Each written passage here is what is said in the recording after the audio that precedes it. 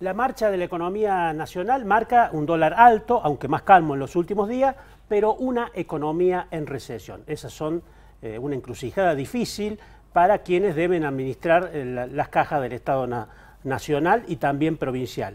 Para hablar de este tema me acompaña el titular de Finanzas de la provincia, Osvaldo Giordano. ¿Cómo le va, Giordano? Gracias por venir. Gracias a usted por la invitación. ¿Cómo le está pegando a la administración provincial esta situación de una economía en recesión con menos ingresos? Sí, creo que la mejor definición es que Córdoba no es una isla, sino que está en el marco de este contexto que muy bien vos describís. Lo sufren la familia, lo sufren las empresas y obviamente también lo sufren las finanzas de la provincia. En ese marco yo creo que bueno, hay que moverse con mucho pragmatismo, con mucha cautela y con mucha flexibilidad. Ir monitoreando la situación y tomando decisiones en función de este contexto que sin duda es muy desafiante para todos, no solo para el Estado, sino también para las empresas y para las familias. Giordano, ¿han tenido que tomar alguna medida de restricción? Mirá, tal vez la principal pregunta probablemente me quieras hacer es el plan de obra pública. El plan de obra pública, exactamente. Efectivamente, el plan de obra pública, ustedes saben, se financiaba con, en orden de importancia, aportes del Gobierno Nacional, deuda que estaba emitiendo la provincia a largo plazo y el ahorro de la provincia. Las dos primeras están cerradas, es decir, el Gobierno Nacional ya hace mucho que no envía fondos y que por lo tanto tenemos que enfrentar con recursos propios el financiamiento de las obras. Y en el caso del endeudamiento hoy es virtualmente imposible, sería a tasas estrafalariamente altas y por lo tanto no deseable hacerlo. Con lo cual dependemos mucho del ahorro, que también está condicionado por una recaudación que ya hace ya un par de meses está creciendo menos que los precios, con lo cual el ahorro que puede hacer la provincia es menor al que venía haciendo en la primera parte del año. ¿La recaudación hoy está 10 puntos abajo de la inflación? Depende cómo se lo mide, pero es probable que septiembre, con un índice inflacionario que se está estimando en 6-7%, probablemente sí. Estamos terminando de procesar la información, pero va a ser sin duda el peor año en materia de recaudación. No porque la recaudación sea mala de por sí, sino porque bueno, los precios han subido muchísimo y es muy difícil que la recaudación acompañe esa evolución de los precios. Pensemos, por ejemplo, nosotros tenemos algunos impuestos como los patrimoniales, el inmobiliario, que se fijó con precios que hoy han sido totalmente superados, y en los otros dependemos mucho de empresas, que en muchos casos pequeñas y medianas, que están sometidas a estas tasas de interés tremendamente altas y que hacen que sea muy difícil mantener con normalidad la recaudación. Hablando de financiamiento externo, la provincia tenía acordado algunos préstamos como con un grupo árabe para financiar el acueducto, 60 millones de dólares que ha quedado postergado.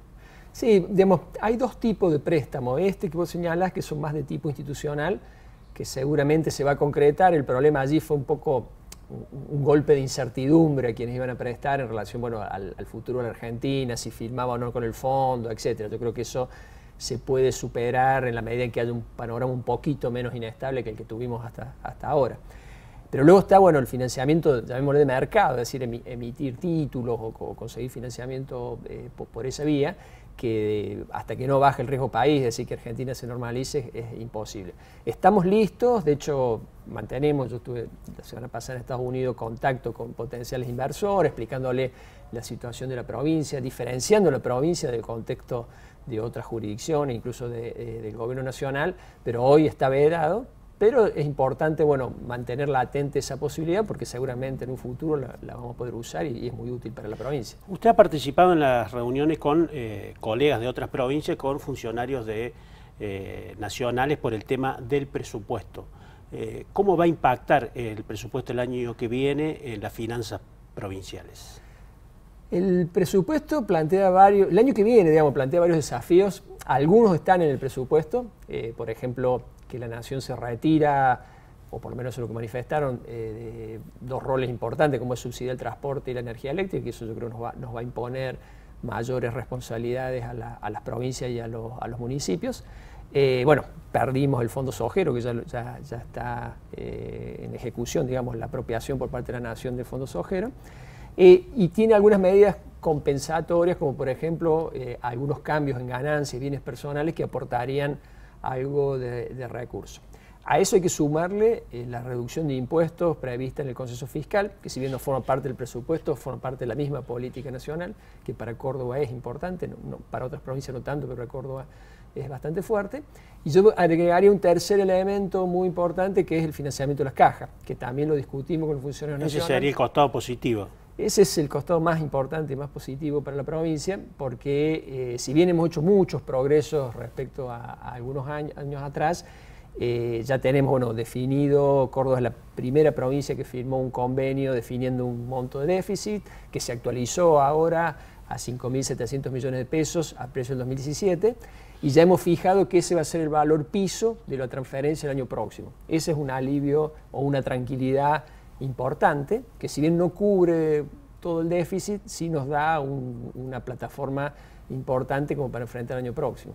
Le pregunto ya como economista, más que como ministro de la provincia, ¿cómo ve el escenario nacional, teniendo en cuenta que ha logrado contener la suba del dólar, pero a un alto costo con el tema de las tasas de interés que afecta sobre todo a las empresas, a las pequeñas empresas?